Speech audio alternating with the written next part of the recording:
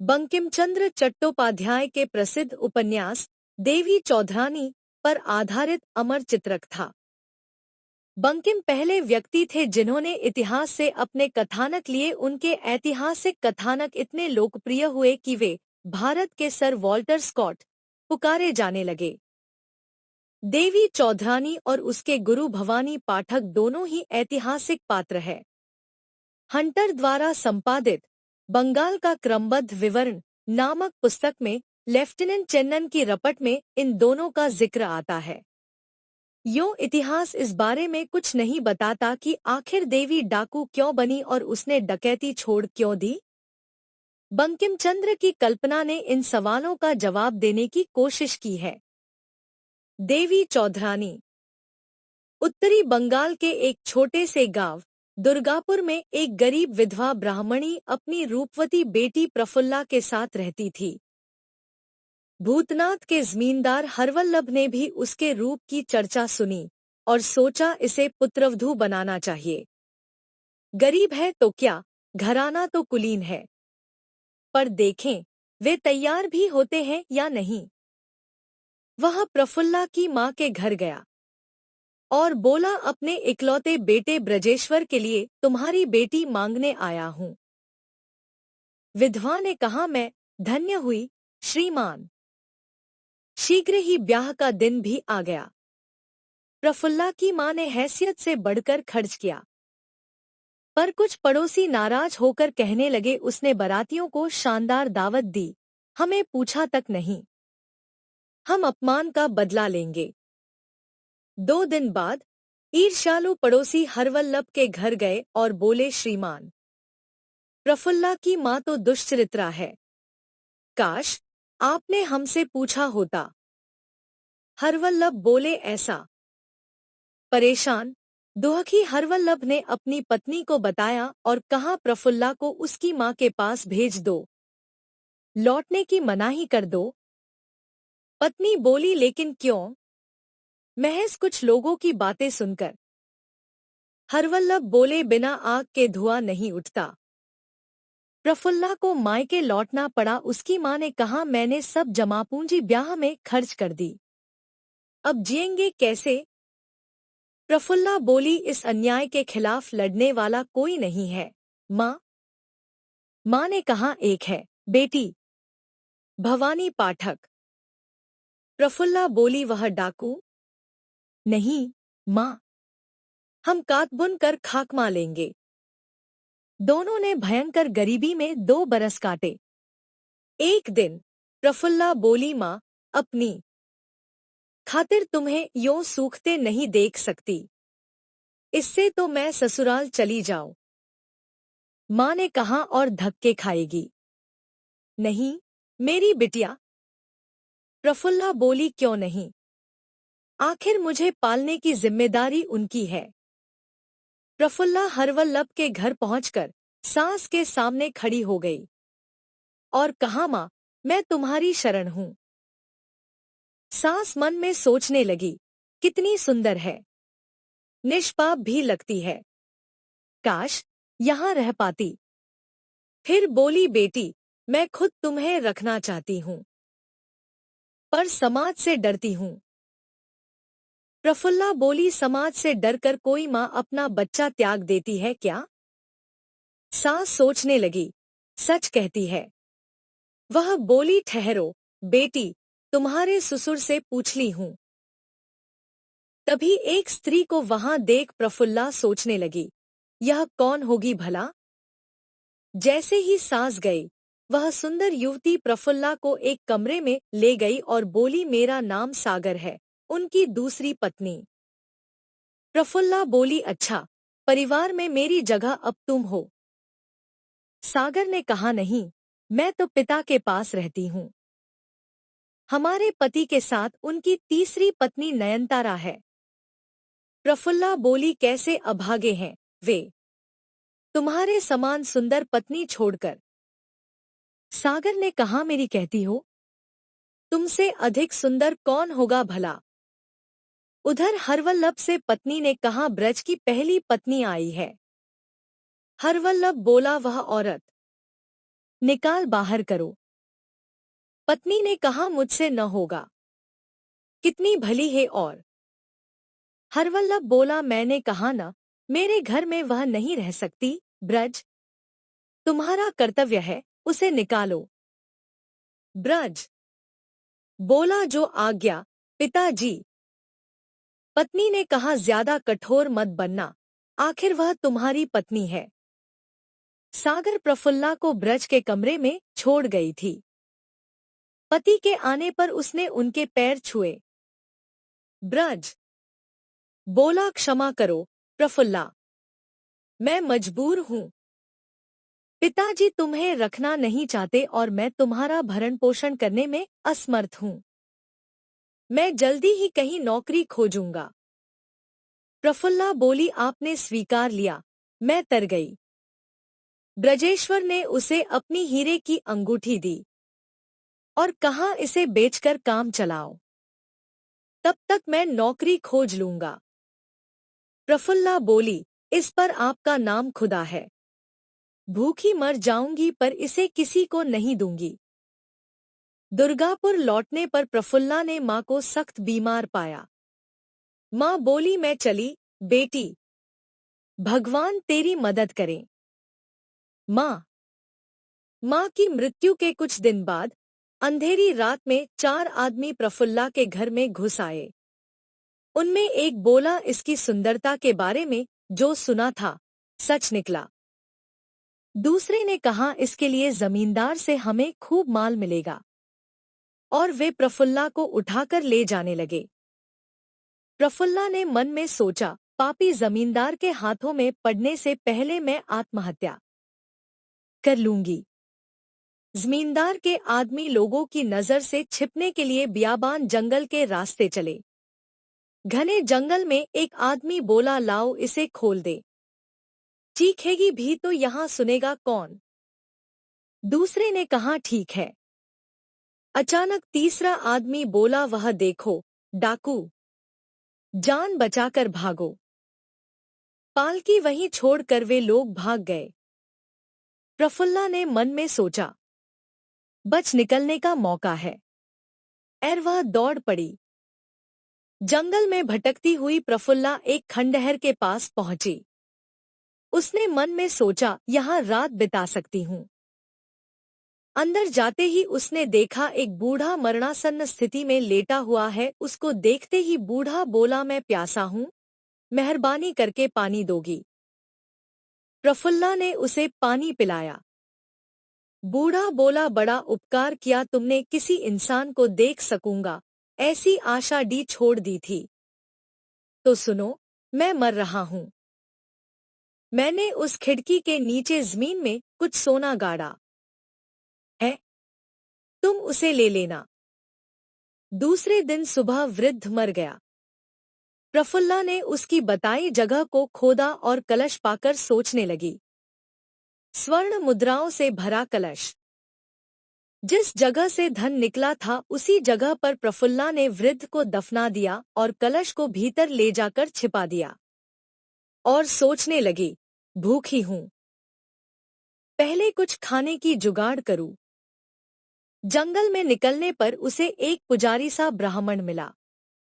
उसने पूछा, यहाँ क्या कर रही हो बहन? तुम्हारी जैसी महिला का यहाँ रहना ठीक नहीं। प्रफुल्ला बोली, मैं हाल ही में यहाँ आई हूँ। आसपास कोई बाजार है? ब्राह्मण बोला, बाजार मीलों दूर है। लेकिन और कौन है तुम्हारे साथ? प्रफुल्ला ने कहा, ये सारे प्रश्न क्यों? महोदय, मैं भूखी हूँ, कुछ खाना खरीदना चाहती हूँ। ब्राह्मण बोला, जो चाहिए मेरी कुटी से खरीद लो। प्रफुल्ला ने कहा, धन्यवाद। उसकी कुटी से अनाज लेकर प्रफुल्ला ने एक स्वर्ण मुद्रा उसे दी। ब्राह्मण बोला, स्वर्ण मुद्रा? क्षमा करो, मेरे पास रेजगारी नहीं है। प्रफुल्ला ने कहा, पर मेरे पास ऐसी ही मुद्राएं हैं। ब्राह्मण बोला, ऐसी ही मुद्राएं?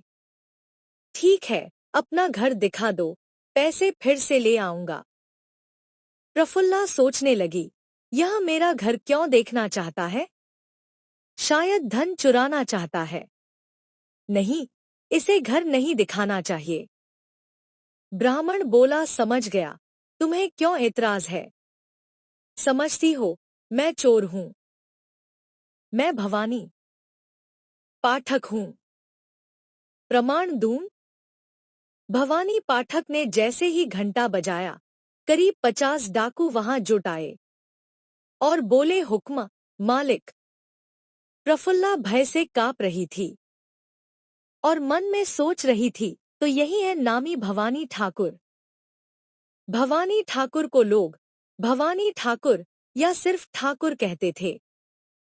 भवानी बोला, इसे बहन समान मानना।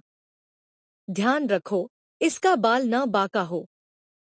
जा सकते हो। डाकुओं के जाने पर भवानी बोला, कुछ समझी? मेरी आज्ञा के बिना अब तुम यहां से कहीं नहीं जा सकती। पर मेरा विश्वास करो, तुम्हारा कुछ बिगड़ेगा नहीं। प्रफुल्ला सोचने लगी, मेरे पास कोई चारा ही नहीं। इसे सब कुछ बताकर सलाह लूं। अपनी कुटी तक आते आते प्रफुल्ला ने सिवाय शादी की बात के उसे अपनी सारी कहानी सुना दी। फिर बोली, मैंने तुम्हें इस खजाने के बारे बता दिया। बोलो, क्या करूं इसका? भवानी बोला, इसकी उचित रक्षा के लिए तुम्हें शिक्षा लेनी होगी। इसमें 5 साल लगेंगे। मैं तुम्हें सब सिखा दूंगा। शर्त एक ही है, बिना कोई सवाल किए मेरा हर हुक्म मानना होगा। और शिक्षा पूरी होने तक वह धन छूना भी मत। प्रफुल्ला बोली, मुझे मंजूर है महोदय। भवानी बोला, शाबाश। अब मैं जाता हूँ। किसी औरत को तुम्हारी देखरेख को भेज दूंगा। मकान से बाहर निकलने पर भवानी पाठक को अपना सहायक रंगराज प्रतीक्षा करता मिला। भवानी बोला, क्या हुआ रंगराज? परेशान दिख रहे हो। रंगराज बोला, सरकारी गुमाश्तों ने रंगपुर गांव लूट लिया है। आज्ञा हो तो उनसे धन छीन कर गांव वालों को दे दें। भवानी बोला, बेशक, यही करो। और सुनो, आखिर हमें अपने लिए एक रानी मिल गई। 5 वर्ष के भीतर उसे राज करना सिखा दूंगा। उसके पास रूप है, धन है और साहस है। भवानी पाठक के जाने के थोड़ी देर बाद प्रफुल्ला के लिए सहचरी आई और बोली, मैं निशी हूँ। भवानी ठाकुर की आज्ञा से तुम्हारे साथ रहने आई हूँ। प्रफुल्ला ने कहा, पर तुम्हारा परिवार? उसका क्या होगा? निशी बोली, मेरे केवल एक बहन है। एक दिन उसे भी ले आऊंगी। दूसरी सुबह से ही प्रफुल्ला की शिक्षा प्रारंभ हो गई। निशी बोली, तुम्हें दिन में केवल एक बार खाने को मोटा चावल और तरकारी मिलेगी। प्रफुल्ला ने कहा, बहुत हुआ। मैंने इससे भी बदतर खाना खाकर दिन बिताए हैं। निशी बोली, और पहनने को 4 धोतियां, यही आज्ञा है। प्रफुल्ला ने कहा, मेरे लिए ये जरूरत से ज्यादा है। एक और निशी उसे शस्त्रों का अभ्यास करा रही थी, दूसरी ओर भवानी पाठक उसे शास्त्र ज्ञान देते थे। तुम्हें भाषा ज्ञान हो गया, अब तुम्हें साहित्य पढ़ाएंगे। चलो, कुमार संभवम से पढ़ना प्रारंभ करें। दूसरी सुबह निशी प्रफुल्ला से बोली, इस वर्ष तुम्हें जमीन पर सोना होगा। प्रफुल्ला ने कहा, मुझे तो सिर पर छत भर चाहिए। भवानी पाठक ने उसे गीतारहस्य समझाया। अर्जुन, कृष्ण बोले, कर्तव्य के लिए कर्तव्य करो, फल की कामना मत करो। तीसरे वर्ष प्रफुल्ला और निशी को अभ्यास करते देख भवानी बोला, मल्लयुद्ध से शरीर और मस्तिष्क दोनों अनुशासित होते हैं। 5 वर्ष में प्रफुल्ला की शिक्षा पूरी हो गई। तब भवानी पाठक ने कहा, अब तुम शांत चित्त से साहसपूर्वक किसी भी परिस्थिति का सामना कर सकती हो। प्रफुल्ला बोली, पर अब मुझे करना क्या है? को मोटा चावल और तरकारी मिलेगी। भवानी ने कहा, जो चाहो करो। प्रफुल्ला ने कहा, मेरा सब धन ले लीजिए, कृपा करके डकैती छोड़ दीजिए। भवानी ने कहा, मैं यह सब धन के लिए नहीं करता, मैं तो अन्याय के खिलाफ लड़ता हूँ। प्रफुल्ला बोली, तब तो मैं भी आपकी सहायिका बनकर काम करूंगी। भवानी ने कहा, मुझे यही आशा थी, किंतु सहायिका नहीं, तुम हमारी रानी बनोगी। इस प्रकार प्रफुल्ला डाकू दल की नेता बन गई। देखते देखते सारे बंगाल में वह देवी चौधरानी के नाम से प्रसिद्ध हो गई। उधर हरवल्लभ के घर में प्रफुल्ला का पति उदास बैठा सोच रहा था। प्रफुल्ला, तुम्हें देखे 7 वर्ष बीत गए। तुम्हारे गांव वाले कहते हैं तुम मर गई, पर मेरा दिल नहीं मानता। उसी समय हरवल्लभ ने आकर कहा, मैं बर्बाद हो गया। बेटा, मेरे गुमार्तों को फिर डाकुओं ने लूट लिया। मुझे सरकार को 50,000 रुपए लगान के देने हैं। न चुकाने पर वे मुझे गिरफ्तार कर लेंगे। ब्रजेश्वर बोला, सागर के पिता से उधार मांग कर देखता हूँ। ब्रजेश्वर अपने ससुर के पास गया, लेकिन ससुर ने कहा, बेटा, मेरे मरने के बाद सारी दौलत तुम्ही को मिलेगी। अभी पिता पर क्यों लुटाते हो? ब्रजेश्वर बोला, आप बड़े घाघ और टुच्चे हैं। मैं एक पल भी यहाँ नहीं ठहरूंगा। ब्रजेश्वर गुस्से से तमतमा कर जाने लगा। सागर दौड़कर पैरों में गिर पड़ी और बोली, मुझे ले चलो। मैंने तुम्हारा क्या बिगाड़ा है? ब्रजेश्वर बोला, हटो, तुमसे और तुम्हारे बाप से अब मेरा कोई संबंध नहीं। पांव छुड़ाते समय ब्रजेश्वर की ठोकर सागर को लग गई। वह बोली, अपनी ब्याहता पत्नी को ठोकर मारते हो? ब्रजेश्वर बोला, हटो मेरे रास्ते से। मैं किसी अमीर जादी का गुलाम नहीं। तभी कहीं से आवाज आई, मैं ब्राह्मण पुत्री हूँ। प्रतिज्ञा करती हूँ कि एक दिन तुमसे अपने पैर दबवाऊंगी। ब्रजेश्वर समझा यह सागर बोल रही है और आग बबूला होकर चला गया। सागर आश्चर्य में डूब गई और बोली, कौन है वहां? आवाज आई, देवी चौधरानी। देवी चौधरानी द्वार से भीतर आई तो सागर कांप उठी। देवी चौधरानी ने कहा, डरो मत, मैं तुम्हारी मित्र बनकर आई हूं। सागर बोली, देवी, मैं बड़ी अभागिनी हूं। अरे, यह तो तुम हो प्रफुल्ला।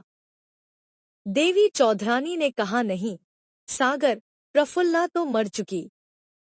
चलो जल्दी करो, हमें अपनी प्रतिज्ञा पूरी करनी होगी। उस रात त्रिस्रोता नदी के किनारे एक बजरा आकर लगा। देवी चौधरानी ने कहा, रंगराज। वह रही उनकी नाव। डोंगी वालों को आदेश दो, सावधान, कोई खून खराबा न हो। रंगराज ने डोंगी पर आकर आदेश दिया, याद रखना, कोई हत्या नहीं, सिर्फ कैद करना है। पास पहुंचते ही रंगराज के साथी अपनी डोंगी से कूदकर नाव पर चढ़ गए। नाव में चीख पुकार मच गई, डाकू, डाकू, दया करो। देखते देखते डाकुओं ने सब माझियों को कैद करके ब्रजेश्वर को पकड़ लिया और बोले, चलो देवी रानी के पास। ब्रजेश्वर बोला, तो तुम देवी चौधरानी के गिरोह के हो? सुना है बड़ी सुंदर और जवान है। तट पर लगे बजरे पर ब्रजेश्वर एक परदानशी महिला के सामने लाया गया। ब्रजेश्वर बोला, देवी, मुझे यहाँ बुलाने का कारण? परदानशी महिला बोली, मैं देवी नहीं हूँ, मैंने उनसे तुम्हें खरीदा है, अब तुम मेरे गुलाम हो। ब्रजेश्वर बोला, आप जैसी सुंदरी की सेवा करके धन्य होऊंगा, पर आप अपनी आवाज क्यों छिपा सी रही है? महिला बोली, बकवास बंद, काम शुरू करो, पहले मेरे पांव दबाओ। ब्रजेश्वर ने पैर दबाना शुरू किया कि महिला ने खिलखिलाकर घूंघट उठा दिया। ब्रजेश्वर बोला, ओ सागर। महिला बोली, मेरी प्रतिज्ञा पूरी हुई। ब्रजेश्वर ने कहा, पर तुम यहाँ कैसे? सागर बोली, ब्रजेश्वर मेरी चचेरी बहन है, चलो उससे मिलाओ। दूसरी कोठरी में ब्रजेश्वर को ले जाया गया। देवी ने उसे झुककर प्रणाम किया। ब्रजेश्वर सोचने लगा, इतनी सुंदर और इतनी विनम्र, बिल्कुल प्रफुल्ला जैसी। देवी ने कहा, मेरे आदमियों ने नुकसान किया हो तो मेरे धन से पूरा कर लो। धन लो और अपने पिता का कर्ज उतारो। ब्रजेश्वर ने कहा, रुपया तो चाहिए, किंतु कर्ज रूप में ही स्वीकार करूंगा। देवी ने कहा, जैसी मर्जी। वैशाखी पूर्णिमा की 7वीं रात को यहीं पर मुझसे मिलना और कर्ज चुका देना। यह एक उपहार लो। देवी ने अपनी अंगूठी उतारकर ब्रजेश्वर की उंगली में पहना दी। थोड़ी देर बाद ब्रजेश्वर सागर के साथ घर लौट रहा था। अंगूठी देख वह बोला, इस पर मेरा नाम खुदा है। सागर, कौन है यह महिला? कहिया। सागर ने कहा, हाँ, यह प्रफुल्ला है। मैं तो देखते ही पहचान गई थी।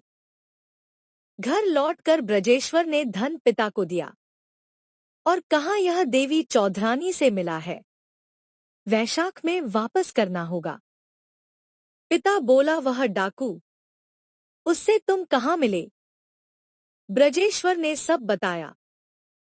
हरवल्लभ सोच रहा था, डाकू का काला धन वापस करूं?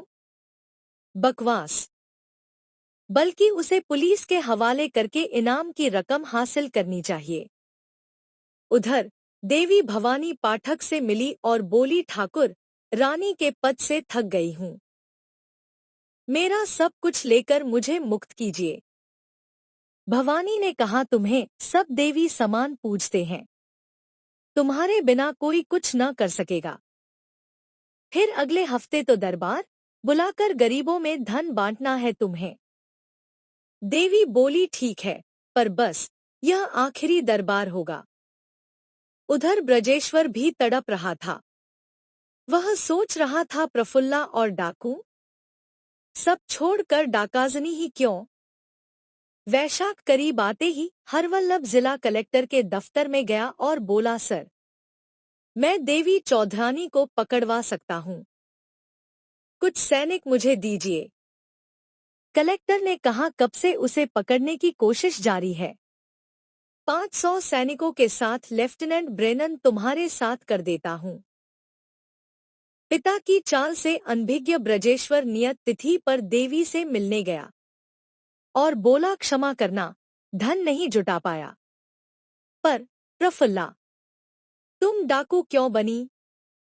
देवी ने कहा, तुम्हें सब बताने का समय आ गया है। देवी ने सारी दास्तान सुना दी और बोली, तुम्हें सब पता चल गया न? अब बजरे से भाग जाओ, अंग्रेज मुझे पकड़ने आ रहे हैं। ब्रजेश्वर बोला, तब तो मैं यहीं तुम्हारे साथ रहूंगा। देवी ने कहा, पर मुझे गिरफ्तार हो जाने दो, नहीं तो तुम्हारे पिता खतरे में पड़ेंगे। ब्रजेश्वर बोला, क्या? उन्होंने सुराग दिया। बंदूकों की आवाजों से बातचीत रुक गई। रंगराज दौड़ा आया और बोला, रानी, हमारे लोगों के साथ ठाकुर रक्षा को आ गए। देवी ने कहा, रंगराज, उनसे कहो वापस जाएं। तुम अंग्रेजों के पास सफेद झंडा लेकर जाओ। धाए धाए। देवी ने कहा, रंगराज, देखो घटाए, ईश्वर हमारे साथ है। भवानी पाठक को देवी के इरादों की जानकारी देकर रंगराज लेफ्टिनेंट ब्रेनन के पास सफेद झंडा लेकर गया और बोला, हुजूर, देखो हमारे आदमी लौट रहे हैं, हमने हार मान ली। लेफ्टिनेंट ब्रेनन बोला, ठीक, हमें देवी चौधरानी के पास ले चलो। देवी के बजरे के चारों ओर घेरा डालकर लेफ्टिनेंट ब्रेनन रंगराज और हरवल्लभ के साथ नजरे के भीतर गया। वहां निशी और उसकी बहन एक जैसी राजसी पोशाक में बैठी थी। ब्रेनन बोला, दोनों में से कौन देवी चौधरानी हो? निशी बोली, मैं हूं। बहन ने कहा, नहीं, मुझे बचाने को यह झूठ बोल रही है। देवी मैं हूं। कुछ ही पल में देवी और ब्रजेश्वर वहां आए। देवी ने कहा, दोनों झूठी हैं। तुम्हें जिसकी तलाश है वह मैं हूं। हरवल्लभ सोचने लगा, ब्रज, यहां कैसे? तीनों महिलाओं ने काफी देर तक लेफ्टिनेंट को भ्रम में डाले रखा। मैं देवी चौधरानी हूं। मैं हूं। मैं हूं। ब्रेनन बोला, यह तो कोई दासी होगी। बाकी दोनों को कैद कर लूं, फिर निपटूंगा। देवी का अंदाजा सही था। जोरदार तूफान आया। देवी के नाविक उसके लिए तैयार थे। तूफान का फायदा उठाकर देखते देखते वे अंग्रेज सैनिकों का घेरा तोड़कर अपना बजरा ले भागे। बजरे के भीतर रंगराज बोला, माफ करो लेफ्टिनेंट, अब तुम हमारे कैदी हो। खिड़की से बाहर देखो तो खुद ही सब समझ जाओगे। कुछ घंटों बाद निशी, जो देवी होने का दावा कर रही थी, हरवल्लभ की ओर मुड़ी और बोली, हमने तुम दोनों के लिए मौत की सजा निश्चित की है। हरवल्लभ बोला, दया करके मुझे छोड़ दो। निशी ने कहा, छोड़ दूंगी, बशर्ते तुम मेरी अधेड़ कुंवारी बहन को ब्याह लो। हरवल्लभ बोला, मुझे आपत्ति नहीं, पर मैं बूढ़ा हुआ, मेरा बेटा उसे ब्याह लेगा। निशी ने कहा, ठीक है। घर जाकर तुरंत वरवधू के शानदार स्वागत का प्रबंध करो। दूसरी सुबह तूफान शांत होने पर बजरा तट पर लगा। देवी ने दोनों कैदी छोड़ दिए। रंगराज बोला, लेफ्टिनेंट, तुम जाओ, तुम आजाद हो। भविष्य में हमसे मत टकराना। लेफ्टिनेंट बोला, तुम्हारा और देवी का मैं शुक्रगुजार हूं। निशी ने कहा, आप जाएं, श्रीमान। दूल्हा हमारे साथ रहेगा। कल वरवधू आपके घर आएंगे। हरवल्लभ बोला, जो आज्ञा, देवी।